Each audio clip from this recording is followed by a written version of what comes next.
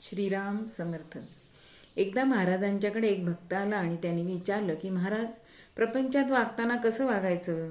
त्यावर श्रींनी उत्तर दिलं की पुढील गोष्टी प्रत्येकानं सांभाळाव्या. अगदी 5-6 गोष्टी सांगितल्या आहेत, पण आणि सहज, सोप्या, सुलभ आहेत. हे जर प्रत्येकाने आचरण केलं ना तर खरंच सगळ्यांचं कल्याण होणार आहे. मग कुठल्या त्या गोष्टी? की प्रपंचात 4 चौघं राहतात तसं राहावं. दुसऱ्याला बरं वाटावं म्हणून मुद्दाम काही वेगळं करायला जाऊ नये. आपल्याला सगळं काही समजलंय ह्या भ्रमात कधी राहू नये. साधनेला आपल्या फार जपावं. कोणतीही परिस्थिती आली तरी स्वतःच्या साधनेवर त्याचा परिणाम होऊ देऊ नये.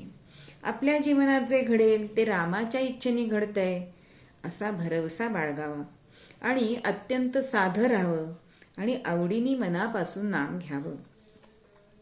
असं जर साधकांनी केलं तर प्रपंचात राहून परमार्थ साधायला, त्या मार्गावर जायला आपल्याला सहज सुलभ होतं. म्हणून संत म्हणतात, ते सहज जाता जाता किती सोपं सांगतात की संतांचं बोलणं हे सहज उपदेश असतं. हेच आपल्याला त्यावरून कळतं. श्रीराम समर्थ.